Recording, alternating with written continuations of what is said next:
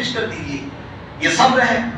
یا کوئی اس پر ٹارچر کر رہا ہے, اس کو مار رہا ہے, اس پر ظلم کر رہا ہے, تو اس کو سہتے چلے جائیں, اس کو برداشت کرتے چلے جائیں, تو یہ ہمارے یہاں صبر ہوتا ہے. صبر کا موقف مطلب ہوتا ہے اپنے موقف پر ڈٹے رہنا, اپنے ایمان پر, اپنے اسلام پر ڈٹے رہنا. حالات کتنے ہی خراب ہو, حالات کتنے ہی سنگین ہو, آپ پر پوری زمین تنگ کی جا رہی ہو, آپ پر معیشت کا نظام تنگ کیا جا رہا ہو, آپ پر تعلیم کا نظام تنگ کیا جا رہا ہو, یہ ساری کی ساری چیزیں آپ کے ساتھ ہو رہی ہو, اس کے باوجود آپ کا فیصلہ یہ ہے, حکومت کے سامنے آپ کا فیصلہ یہ ہے, اہل مقتدر کے سامنے آپ کا فیصلہ یہ ہے کہ تو چاہے جتنے قانون بنا لے, میرا فیصلہ یہ ہے کہ میں اس ملک کے اندر ایمان کے ساتھ رہوں گا, اسلام کے ساتھ رہوں گا. یہ کہتے ہیں اس کو صبر. تو اللہ کے نبی صلی اللہ علیہ وسلم کے ذریعے سے ایسے ہی لوگوں کو کہا جا رہا ہے کہ آپ پیغام دیجیے ان لوگوں کو, بشیر الصابرین, کہ بشارت دیجیے صبر کرنے والوں کو. اور صبر کرنے والے کون ہیں؟ الذین اذا اصابتهم مصیبہ, جب ان پر کوئی مصیبت آتی ہے, جب پریشانی ان کو گھیر لیتی ہے, تو ان کی زبان سے شکوے شکایت نہیں نکلتے ہیں, بلکہ وہ کہتے ہیں قالوا, وہ کہتے ہیں انا للہ و انا الیہ راجعون, کہ بے شک ہم اللہ ہی کے لیے ہیں اور اسی کی طرف ہم کو لوٹ کر جانا ہے. یہ چند لمحوں کی زندگی, یہ چند ساعتوں کی زندگی اور چند لحظوں کی زندگی مجھے اور آپ کو اللہ تعالیٰ نے میسر کی ہے, پھر اس دنیا سے چلا جانا ہے. جیسا کہ مولانا محترم نے اس کا تذکرہ کیا ہے, پھر جب یہ موقف ہوتا ہے اہل ایمان کا اور مسلمان کا, تو اللہ تعالیٰ پھر کہتے ہیں اولئک علیہم الصلوات من ربہم ورحمہ, یہی وہ لوگ ہیں جن کو اپنے رب کی طرف سے رحمتیں ملتی ہے, برکتیں ملتی ہے. اولئک هم المهتدون, اور ایسے ہی لوگ کامیاب ہوتے ہیں. ایک جگہ اللہ تعالیٰ نے سورہ عنکبوت کے اندر کہا کہ کیوں آزماتے ہیں ہم اہل ایمان کو.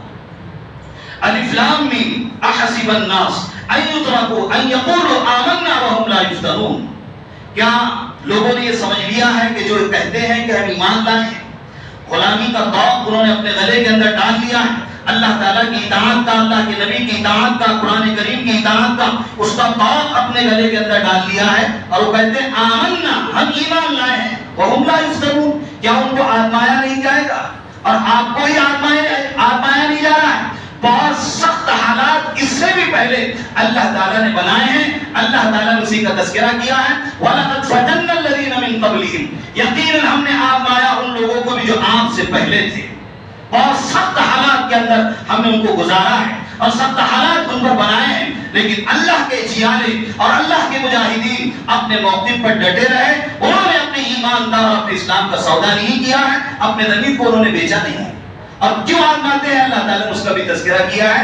فَلَا يَعْلَمَنَّ اللَّهُ الَّذِينَ صَدَقُوا, اللہ تعالیٰ یہ دیکھنا چاہتے ہیں جس نے کہا کہ میں ایمان لایا, وہ ایمان میں کتنا سچا ہے. وَلَا يَعْلَمَنَّ الْكَاذِبِينَ, اور اللہ تعالیٰ یہ دیکھنا چاہتے ہیں کہ کون جھوٹا ہے اپنے ایمان کے اندر اور اپنے اسلام کے اندر.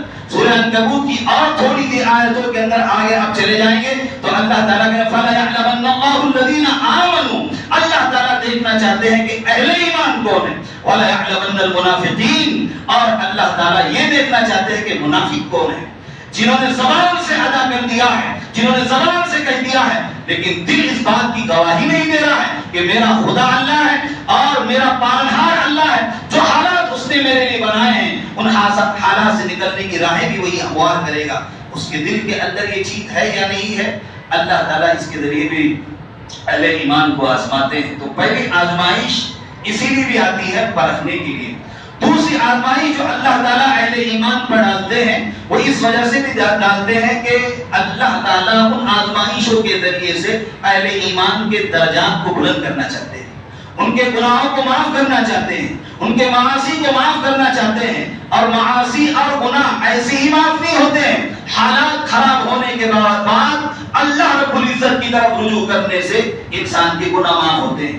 جناب محمد رسول اللہ صلی اللہ علیہ وسلم نے ارشاد فرمایا, ترمذی کی روایت ہے کہ ما یصیب المسلم من نصب ولا وصب ولا هم ولا حد حتى الشوكة يشاكها الا كفر الله بها من خطاياه.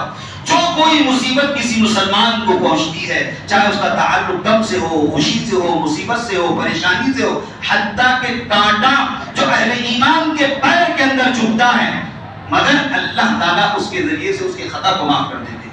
تو اللہ تعالیٰ حالات اس لیے بھی ڈالتے ہیں کہ اہل ایمان کے خطاؤں کو معاف کرے اور ان کے درجات کو بلند کرے۔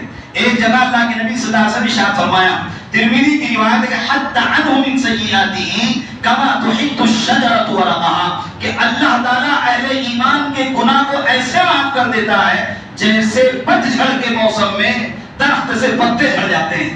پتجھڑ کا موسم آپ نے دیکھا ہو، ایک بھی پتا درخت پر باقی نہیں رہتا ہے، پورے کے پورے پتے جھڑ جاتے ہیں، پھر ہلکی ہلکی کوپنے نکلنا شروع ہوتی ہے، پھر برگبار آتا ہے اور پھر وہ درخت لہلہاتا ہے۔ ایسے ہی اللہ تعالیٰ حالات کی چکی کے اندر پھنس کر اس کے گناہوں کو کیا کرتے ہیں؟ معاف کرتے ہیں۔